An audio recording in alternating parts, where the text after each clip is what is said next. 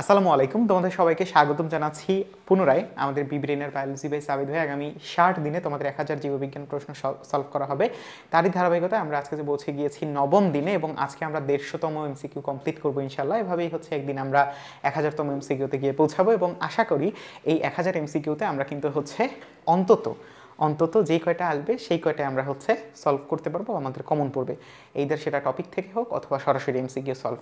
আচ্ছা, সো আমি তোমাদেরকে একটু সুখবর জানিয়ে রাখতে চাই, যারা হচ্ছে ডিপ্লোমা আছো তাদের জন্য হচ্ছে আমাদের 21টা ক্লাস বরাদ্দ, অর্থাৎ ডিরেক্ট ডিপ্লোমাদের জন্যই, বিএসসিদের জন্য রয়েছে 39টা ক্লাস এবং এই 39টা ক্লাসের মধ্যে প্রায় 19টার মতো ক্লাস হচ্ছে দুজন কম্বাইন্ড। ঠিক আছে, কেন কম্বাইন্ড? কারণ হচ্ছে এখানে আমাদের হৃদযন্ত্র, পরিপাকতন্ত্র ইত্যাদি ইত্যাদি গুরুত্বপূর্ণ যে প্রশ্নগুলো আছে সেগুলো দুজনের জন্যই সমানভাবে প্রযোজ্য। সো মোটামুটি আমরা হচ্ছে একটা খুব সুন্দর স্ট্রাকচার দাঁড় করিয়ে ফেলেছি, তোমরা খুব দ্রুতই এটা পেয়ে যাবে আমাদের বিব্রেনের বায়োলজি ফেসবুক গ্রুপে অথবা হচ্ছে খুব দ্রুতই টেলিগ্রাম গ্রুপে। ওকে, সো আমরা শুরু করতে যাচ্ছি বিব্রেনের বায়োলজি। আমাদের আজকের নবম দিনে আমরা পৌঁছে গিয়েছি এবং ইতিমধ্যে তোমরা নিশ্চয়ই জানো কিভাবে আসলে পড়তে হবে। সো নতুন করে আর কিছু বলবো না। সো আমরা শুরু করতে যাচ্ছি আমাদের নবম দিন। বিসমিল্লাহির রহমানির রহিম। ওকে, সো প্রথম প্রশ্নে চলে আসো, 30 সেকেন্ড সময় আরেকবার। পুষ্পক উদ্ভিদের মূলে কোন ধরনের ভাস্কুলার বান্ডেল থাকে? সো সাধারণত যে জিনিসটা দেখা যায় যে আমাদের এই ধরনের প্রশ্নগুলো কিন্তু হচ্ছে বেশ কমন। কেন কমন? কারণ হচ্ছে এই ধরনের প্রশ্নে আমরা দেখি এই দ্বারা মূল চেঞ্জ করা থাকে অথবা হচ্ছে এখানে আমাদের কাণ্ডের কথা বলা থাকে, এরকম আর কি। অর্থাৎ ভাস্কুলার বান্ডেল আমি তোমাকে বলি, হ্যাঁ, এই অধ্যায়ের ক্ষেত্রে তোমরা প্রথমেই জানতে চাও যে ভাই অধ্যায় থেকে গুরুত্বপূর্ণ কি কি আছে। সবার প্রথমে তোমাকে যে জিনিসটা পড়তে হবে যে ভাজক টিস্যুর যে বৈশিষ্ট্যগুলো আছে এগুলো তোমাকে পড়তে হবে। দ্বিতীয়ত তোমাকে যে জিনিসটা পড়তে হবে সেটা হচ্ছে যে আমাদের শ্রেণীবিভাগ তোমাকে মাস্ট পড়তেই হবে এবং সেটা অবশ্যই কি উদাহরণসহ তুমি এটা পড়ে ফেললে এরপরে তোমার কি পড়তে হবে? এরপরে তোমার স্থায়ী টিস্যু সম্পর্কে কিছু পড়তে হবে, স্থায়ী টিস্যুর মধ্যে যে প্রকারভেদগুলো আছে এগুলো সম্পর্কে জানতে হবে। এরপরে তোমার প্রত্যেকটা টিস্যুতন্ত্রের নাম, গুরুত্বপূর্ণ বিভিন্ন তথ্যাদি, তারপরে হচ্ছে এগুলার ভিন্ন নাম, এগুলার বিভিন্ন ধরনের শ্রেণীবিভাগ, অর্থাৎ শ্রেণীবিভাগ এবং উদাহরণ। এই অধ্যায়ের সব কিছু দাঁড়িয়ে আছে মূলত এই দুইটা জিনিসের উপরে, শ্রেণীবিভাগ এবং উদাহরণ। তারই একটা অংশ হচ্ছে আমরা দেখতে পাই এখানে যে কোন উদ্ভিদ মানে পুষ্পক উদ্ভিদের মূলে কোন ধরনের ভাস্কুলার বান্ডেল থাকে, অর্থাৎ ভাস্কুলার বান্ডেল সম্পর্কিত একটা প্রশ্ন। তাহলে আমরা জানি যে আমাদের এই মূল কথাটা থাকলেই কিছু ক্ষেত্রে আমাদের কিন্তু আসলে বোঝার কোনো মানে জায়গা রাখে না। আমরা হচ্ছে জাস্ট কি জানবো যে আমাদের হচ্ছে এখানে উত্তরটা মানে এখানে মূল তথ্যটা কি? তথ্যটা হচ্ছে যে আমাদের মূলের কথা বলা হয়েছে, যেহেতু মূলের কথা বলা হয়েছে তাহলে ভাস্কুলার বান্ডেল অবশ্যই কি হবে? অরিও হবে। সো আমরা হচ্ছে অরিওটাকে দাগাই ফেলি। সো অরিওটাকে যদি আমরা ক্লিক করি তাহলে দেখো যে এটার সঠিক উত্তর কিন্তু অরিওই আমাদেরকে দেখাচ্ছে। Right, very good. সো একটু দেখো, তোমাদের জন্য হচ্ছে আমি ব্যাখ্যাটা, অবভিয়াসলি তোমরা হচ্ছে ব্যাখ্যার ব্যাপারটা খুব বেশি সেন্সিটিভ, যে কত ভালো ব্যাখ্যা তুমি হচ্ছে ভাইয়া তোমাকে দেয়। দেখো যে ভাস্কুলার বান্ডেলের প্রকারভেদ হচ্ছে সংযুক্ত, অরিও এবং কেন্দ্রিক। সংযুক্তর মধ্যে দুইটা অংশ, সমপার্শ্বীয়, সমদ্বিপার্শ্বীয়। সমপার্শ্বীয়ের মধ্যে আবার মুক্ত এবং হচ্ছে বদ্ধ। যদি আমার ক্যাম্বিয়াম থাকে তাহলে সে কি? তাহলে সে হচ্ছে আমাদের, আচ্ছা এটা দেখো আমি তোমাকে একটু দেখাই এটা, হ্যাঁ, যে আমার যদি হচ্ছে ক্যাম্বিয়াম থাকে, ধরো এটা হচ্ছে আমার একটা ভাস্কুলার বান্ডেল। এখন আমার এই পাশে আছে ফ্লোয়েম, এই পাশে হচ্ছে আমার কি? এই পাশে আছে হচ্ছে আমার জাইলেম। সো এর মাঝখানে যদি আমার একটা ক্যাম্বিয়াম থাকে, তাহলে কি বলতো? তাহলে কিন্তু এও মুক্ত, রাইট? ও মুক্ত, ওর মতো জীবনযাপন করতেছে। বাট যদি হচ্ছে আমার এখানে ক্যাম্বিয়াম না থাকে তাহলে কি? তাহলে একজন আরেকজনের সাথে আবদ্ধ হয়ে গেল, এবং এ কারণেই মুক্ততে হচ্ছে ক্যাম্বিয়াম বিদ্যমান। আর আমাদের এই যে আমাদের মুক্ততে হচ্ছে ক্যাম্বিয়াম বিদ্যমান, আর আমাদের যে বদ্ধ আছে, বদ্ধতে কিন্তু ক্যাম্বিয়াম নেই। ওকে, সো আমাদের মুক্তর উদাহরণ হচ্ছে দ্বিবীজপত্রী কাণ্ড এবং হচ্ছে বদ্ধের উদাহরণ কি? একবীজপত্রী কাণ্ড। সো একবীজপত্রী কাণ্ড, দ্বিবীজপত্রী কাণ্ড, এইটা নিয়ে আমাদের মূলত মেইন পড়া এই অংশটুকুতে। সো এটা পেলাম। সমদ্বিপার্শ্বীয়, আমরা অলওয়েজ দেখি যে লাউ কুমড়া, বায়োলজিতে লাউ কুমড়া যে কী পরিমাণে ঝামেলা দেয় আমাদের, যে এটা সবসময় কি হয়? একটু ব্যতিক্রম হয়। সো হচ্ছে সমদ্বিপার্শ্বীয়, অর্থাৎ দুইটা আমাদের হচ্ছে ক্যাম্বিয়াম থাকে দুই সাইডে।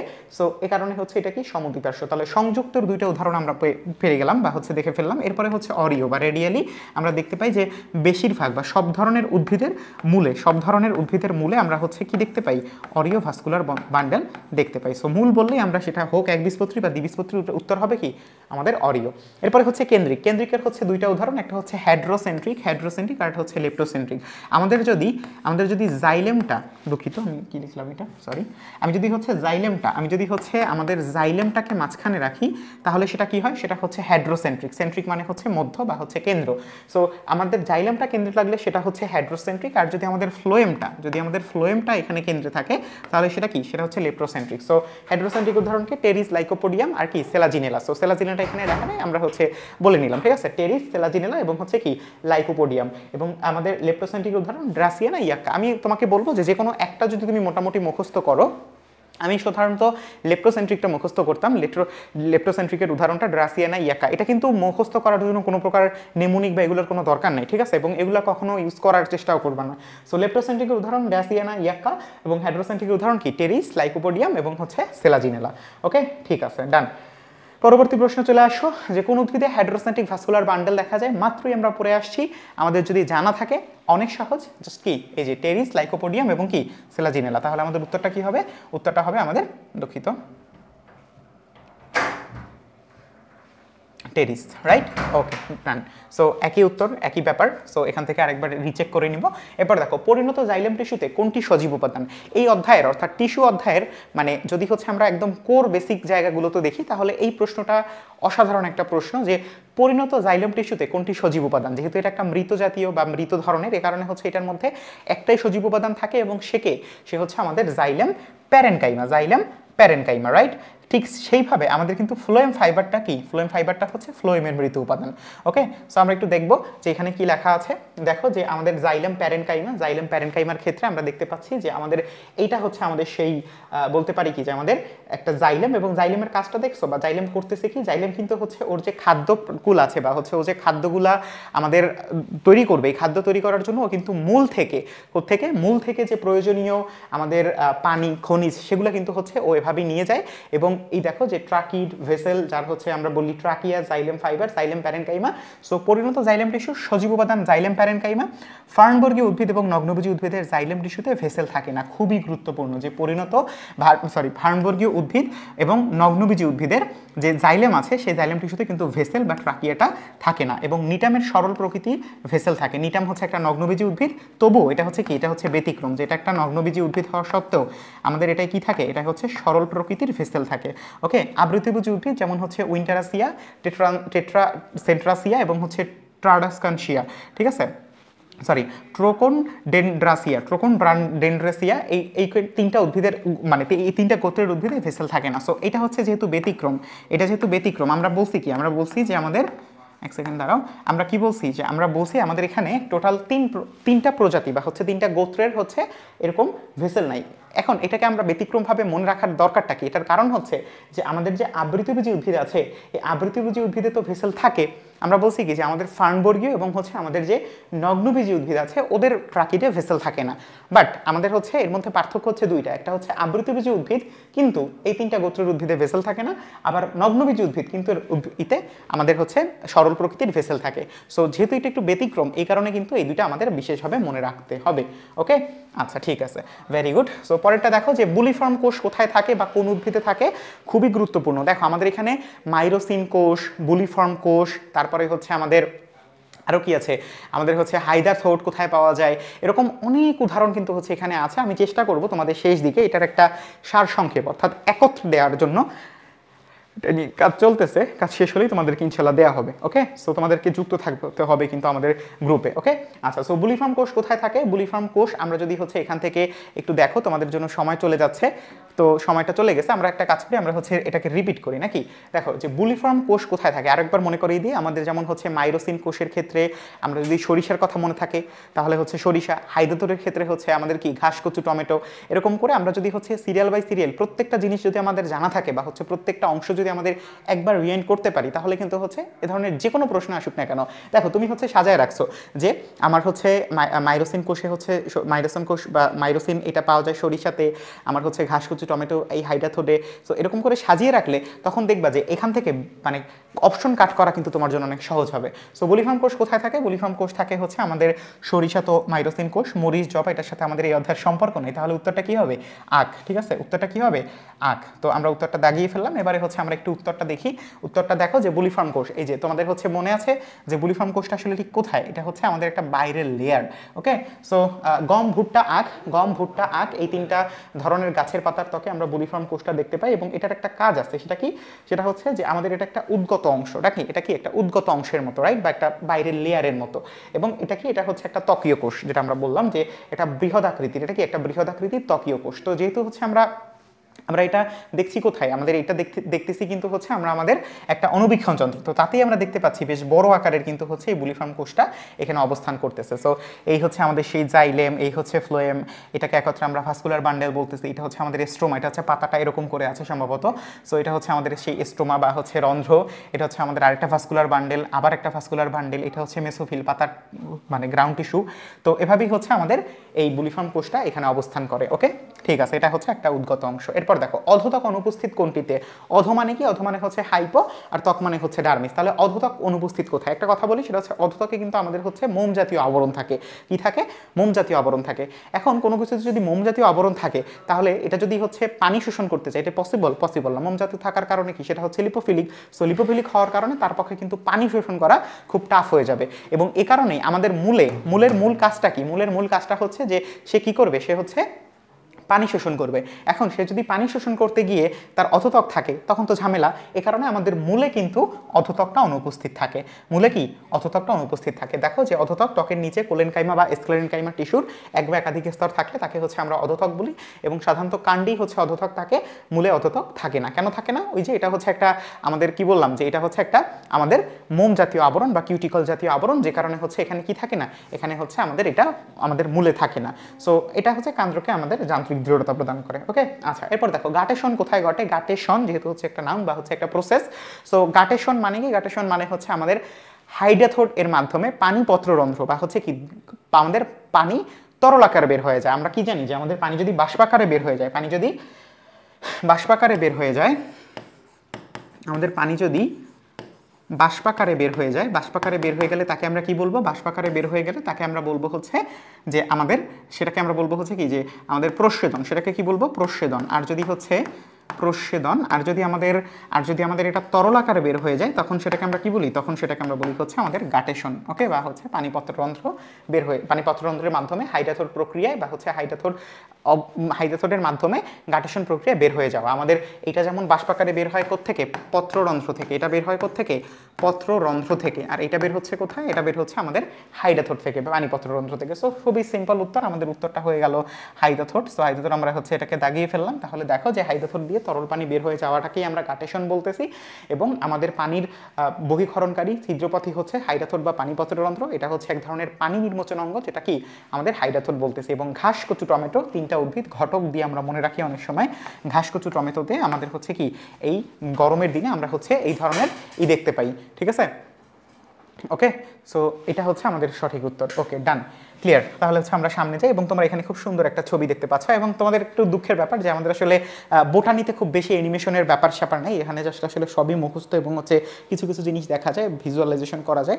সো এই কারণে আমি তোমাদের কাছকে হয়তো বা একটু হতাশ করছি। ওকে, ঠিক আছে, দেখো কোন উদ্ভিদ অঙ্গটি মাছ ভাজক টিস্যুর উদাহরণ, খুবই গুরুত্বপূর্ণ। তোমাকে বলেছিলাম না যে শ্রেণী বিভাগ আমাদের এটা কি, এটা হচ্ছে কোষের বিভাজন অনুসারে প্রকারভেদ। সো মাছ প্লেট রিব, সো সেই মাছ প্লেট রিবের আমাদের যে মাছটা আছে, সেই মাছটা হচ্ছে আমাদের কি, মাছটা বলছিলাম কি, ম্যাস মানে কি, ম্যাস মানে হচ্ছে অনেক মানে কি, অনেক মানে হচ্ছে যে সব দিকে মানে কি, ঘনত্বে হলে সেটা কোথায় হবে, ঘনত্ব হলে সেটা কিন্তু হচ্ছে আমাদের রেণুথলিতে হবে। কোথায়, আমাদের রেণুথলিতে। ঠিক আছে, সো আমরা হচ্ছে রেণুথলিতে উত্তর করে ফেলি। রেণুথলিতে উত্তর করলে দেখো এটা আসলে উত্তরটাকে একটু ভুল করে দেওয়া আছে। আচ্ছা, সমস্যা নেই, এটা হচ্ছে একটু করে দেওয়া আছে, আমি এটা ঠিক করে দিব, সমস্যা নেই। ঠিক আছে, সো কোন অঙ্গটি মাছ ভাজক টিস্যুর উদাহরণ, এটা আসলে এখানে দেওয়া আছে পাতা, বাট উত্তরটা কি, উত্তরটা হচ্ছে আমাদের রেণুথলি। সমস্যা নেই, এটা হচ্ছে আমি ঠিক করে দিব। ওকে, আচ্ছা, ঠিক আছে, গেল এটা। এরপরে দেখো যে এখানে আমাদের মূল তো আমাদের হচ্ছে ব্যাখ্যাটা, রাইট। সো ব্যাখ্যার ক্ষেত্রে একটু দেখো যে ব্যাখ্যার ক্ষেত্রে আমরা যদি একটু লক্ষ্য করি, সো ব্যাখ্যার ক্ষেত্রে আমাদের লক্ষ্য করলে সবার আগে দেখো যে আমাদের এখানে কোষ বিভাজন অনুসারে ভাজক টিস্যুকে আমরা তিনটা ভাগে ভাগ করেছি, মাস, প্লেট এবং হচ্ছে রিব, রাইট, মাস, প্লেট এবং হচ্ছে রিব। সো আমি তোমাদের হচ্ছে মনে আছে কিনা যে বলেছিলাম যে আমাদের যদি হচ্ছে কোনো সমস্যা হয়, তাহলে কিন্তু আমরা আমাদের এটা ফোন থেকে ইনস্ট্যান্ট এটাকে কি করতে পারি, ইনস্ট্যান্ট এটাকে আমরা হচ্ছে ঠিক করে ফেলতে পারি, রাইট। সো এটা কিন্তু হচ্ছে আমরা এখানে পারতেছি, বাট আমরা যখন আমাদের মূল পরীক্ষায় যাব তখন কিন্তু আর আমাদের পক্ষে এটা করা সম্ভব হবে না, রাখি। সো আমরা এখন এখানে দেখতে পাচ্ছি যে আমাদের উত্তরটা সঠিক আছে, বাট আমরা কিন্তু এটা আমাদের মূল পরীক্ষায় কখনোই করতে পারবো না। সো এটা আরেকবার তোমাদের জন্য একটা রিমাইন্ডার নাকি। আচ্ছা, সো মাঝভাজক টিস্যু এটা সবতলে বিভাজিত হয়, সবতলে বিভাজিত হওয়ার কারণে ঘনত্বে বৃদ্ধি পায়। এটার উদাহরণ হচ্ছে বর্ধনশীল ভ্রূণ, অর্থাৎ যেসব জায়গা খুব বেশি প্রয়োজন, ভাজক জায়গা যেগুলো, তারপরে হচ্ছে শস্য, রেণুথলি, অ্যান্ডোস্পার্ম টিস্যু, মজ্জা, কর্টেক্স, মেডুলা, এগুলো হচ্ছে আমাদের কি মাঝভাজক টিস্যুর উদাহরণ। প্লেট ভাজক টিস্যু এটা হচ্ছে দুইটা তলে বিভাজিত হয়, দুইটা তলে বিভাজিত হওয়ার মানে কি আয়তনে বৃদ্ধি পায়, এবং এটার উদাহরণ হচ্ছে পাতা আর বর্ধিষ্ণু বহিতক। সো বর্ধিষ্ণু নিয়ে আমাদের বেশ ঝামেলা আছে, যে আমাদের এইটা হচ্ছে বর্ধনশীল ভ্রূণ, এটা হচ্ছে বর্ধনশীল ভ্রূণ, এটা হচ্ছে বর্ধিষ্ণু বহিতক, এবং এটা হচ্ছে বর্ধিষ্ণু মূল। সো এটা যেহেতু দেখো রিপটা কি, রিপটা হচ্ছে 1 2 3 অর্থাৎ সবার নিচে নিচে হওয়ার কারণে রিপটা হবে কি, রিপটা হবে মূল। ওকে, আর বাকি যেটা থাকে অর্থাৎ বর্ধিষ্ণু আমাদের বহিতক, সেটা হচ্ছে কি, সেটা হচ্ছে প্লেট ভাজক টিস্যু। ওকে, সো আমাদের এটা হচ্ছে দুইটা তলে বিভাজিত হয়, দুইটা তলে বিভাজিত হওয়ার মানে সে হচ্ছে আয়তনে বৃদ্ধি পায়, উদাহরণ হচ্ছে পাতা, বর্ধিষ্ণু বহিতক। রিবের উদাহরণ হচ্ছে বর্ধিষ্ণু মূল, কাণ্ডের মজ্জা, বর্ধিষ্ণু জাইলেম, ফ্লোয়েম, তারপরে হচ্ছে কি তরুণ মূল, এগুলা হচ্ছে আমাদের এটার উদাহরণ। ওকে, আচ্ছা ঠিক আছে, ভেরি গুড। সো পাতার গ্রাউন্ড টিস্যুকে কি বলা হয়? প্রত্যেকটা তোমাকে আমি বলি সেটা হচ্ছে যে আমাদের গ্রাউন্ড টিস্যু, যে আমাদের যে গ্রাউন্ড টিস্যুগুলো আছে, যেমন হচ্ছে আমাদের কি বলে এটাকে, আমাদের যে তোমার হচ্ছে পাতার গ্রাউন্ড টিস্যুর ক্ষেত্রে আমরা যেমন এটা বলতেছি, তেমনভাবে হচ্ছে আমাদের যে হচ্ছে তোমার গ্রাউন্ড টিস্যুতন্ত্র আছে, মানে হচ্ছে আমাদের মূল যে টিস্যুতন্ত্র, সেই টিস্যুতন্ত্রের গ্রাউন্ড টিস্যুতন্ত্র, পরিবহন টিস্যুতন্ত্র, সো এই আবার হচ্ছে আমাদের ত্বকীয় টিস্যুতন্ত্র। সো এই প্রত্যেকটা টিস্যুতন্ত্রের যে ভিন্ন ভিন্ন নাম আছে, যেমন হচ্ছে আমাদের যে গ্রাউন্ড টিস্যুতন্ত্র আছে, এটার একটা নাম আছে কিন্তু, ফান্ডামেন্টাল টিস্যুতন্ত্র নাকি, ফান্ডামেন্টাল নাকি, ফান্ডামেন্টাল টিস্যুতন্ত্র। ওকে, সো এটার একটা নাম আছে কি, ফান্ডামেন্টাল টিস্যুতন্ত্র, ফান্ডামেন্টাল, ঠিক আছে। সো ফান্ডামেন্টাল টিস্যুতন্ত্র, ফান্ডামেন্টাল, বারবার ভুল করতেছি কেন, আচ্ছা ফান্ডামেন্টাল। এরপরে তোমাকে আমি জিজ্ঞেস করে গেলাম যে ফ্যাসিকুলার টিস্যুতন্ত্র কোনটাকে বলা হয়। সো এই প্রত্যেকটা নাম এবং হচ্ছে প্রত্যেকটা সরাসরি উদাহরণ কিন্তু তোমার জন্য খুব গুরুত্বপূর্ণ। সো পাতার গ্রাউন্ড টিস্যুকে বলা হয়, আমরা সবাই জানি মোটামুটি, যে মেসোফিল। এটাকে কি বলা হয়? মেসোফিল। কি বলা হয়? মেসোফিল বলা হয়, রাইট। ওকে, ঠিক আছে, সাবমিট করলাম, সঠিক উত্তর হিসেবেই দেখাচ্ছে। সো আমরা একটু উত্তরটা দেখি, যে আমাদের মেসোফিল, পাতার গ্রাউন্ড টিস্যুকে মেসোফিল বলে। প্যারেনকাইমা টিস্যুতে ক্লোরোফিল উপস্থিত থাকলে তাকে আমরা হচ্ছে ক্লোরেনকাইমা বলি বা স্ক্লেরেনকাইমা বলি। আর পাতার ক্লোরেনকাইমাকে আমরা হচ্ছে মেসোফিল বলি, এবং এটি খাদ্য প্রস্তুত এবং পরিবহনে সহায়তা করে। সো দেখতেই পাচ্ছ যে আমাদের এখানে প্যালিসেড মেসোফিল, যেটা হচ্ছে আমাদের কি, প্যালিসেডটা মনে আছে তোমাদের, যে প্যালিসেডটা কিন্তু আমাদের ঘন সন্নিবেশিত এবং হচ্ছে সুশৃঙ্খলভাবে সাজানো থাকে।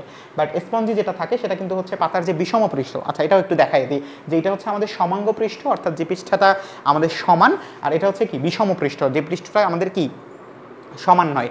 সো বিষম পৃষ্ঠতে আমাদের হচ্ছে স্পঞ্জি মেসোফিলটা থাকে, এবং এটার থাকার কারণে দেখো এটা কিন্তু হচ্ছে স্থানে স্থানে ফাঁকা ফাঁকা জায়গা আছে, রাইট। সো এটা হচ্ছে আমাদের স্পঞ্জি, ঠিক আছে। আচ্ছা, সো এই হচ্ছে আমাদের কিউটিকল এপিডার্মিস, এবং এই যে অংশটা আছে যেটা সম্পর্কে আমরা বলতেছি, এটাই কি, এটাই হচ্ছে মূলত আমাদের সেই মেসোফিল, অর্থাৎ পাতার গ্রাউন্ড টিস্যু। এবং এই যে দেখছো, এটা হচ্ছে আমাদের সেই ভাস্কুলার বান্ডেল। এই পর্যন্ত এসে বুঝিয়েছে। সো এই জিনিসগুলো দেখতে আসলে খুব ভালো লাগে। সো আশা করি তোমরা হচ্ছে জিনিসটা দেখে আসলে ভিজুয়ালাইজেশন করতেছো, এবং তোমার জন্য জিনিসটা আরও বেশি সহজ হচ্ছে। তো একবীজপত্রী মূলে জাইলেম গুচ্ছের সংখ্যা কত? খুবই গুরুত্বপূর্ণ একটা প্রশ্ন। তো প্রশ্নের উত্তর তোমরা একটু দিয়ে ফেলো, যে একবীজপত্রী মূলে জাইলেম গুচ্ছের সংখ্যা কত? আমরা জানি যে আমাদের হচ্ছে যে দ্বিবীজপত্রী মূল যেগুলো আছে, সেখানে আমরা সাধারণত দেখে থাকি 2 থেকে 4টি, বাট একবীজপত্রী মূলে কিন্তু এটার উদাহরণ বা এটার সংখ্যা কত? এটার সংখ্যা কিন্তু 6-এর অধিক। এটার সংখ্যা কত? 6-এর অধিক। সো আশা করি তোমরা অনেকে এটা সঠিক উত্তর দিয়ে ফেলেছো। এই যে দেখো 1 2 3 4 5 6 7টা, এখানে আমরা 7টা দেখতে পাচ্ছি।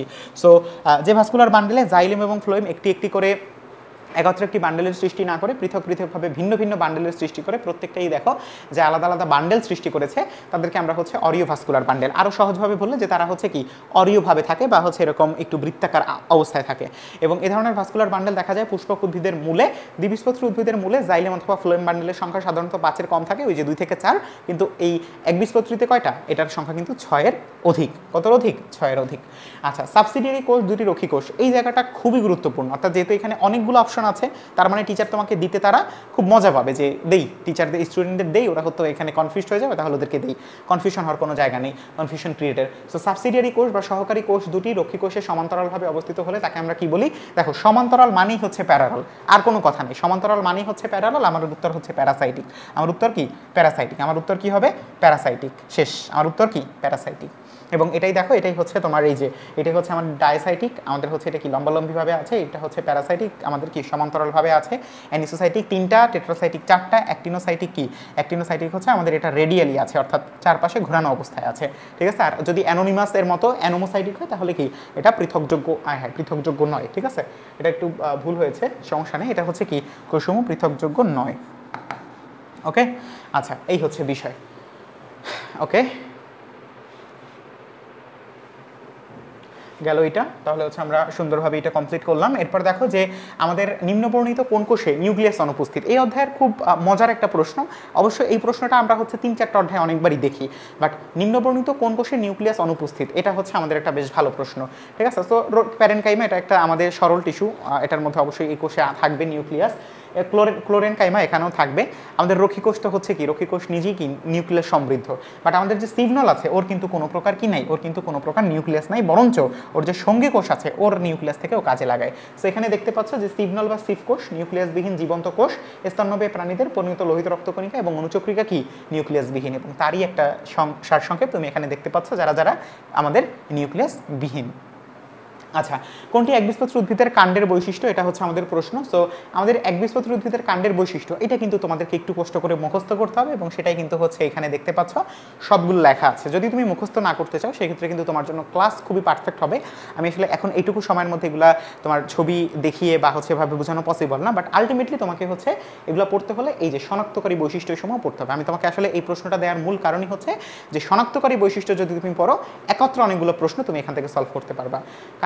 কাণ্ডরোম অনুপস্থিত সাধারণত কি, সাধারণত হচ্ছে কাণ্ডরোম অনুপস্থিত, বহিতক কিউটিকল উপস্থিত, অততক পরিচক্র থাকে না, এরকম অনেকগুলো উদাহরণ আছে, এবং এটার উদাহরণ আমরা হচ্ছে এখান থেকে দেখতে পাচ্ছি যে ওয়াই বা ভি আকৃতির, ঠিক আছে। সো ওয়াই বা ভি আকৃতির এটাই হচ্ছে আমাদের প্রশ্নে ছিল যে কোনটি একবীজপত্রী উদ্ভিদের কাণ্ডের বৈশিষ্ট্য। আমরা যদি এটা পারতাম তাহলে হচ্ছে আমরা খুব সুন্দরভাবে সাবমিট দিতাম, শেষ, আমাদের উত্তরটা কি রাইট।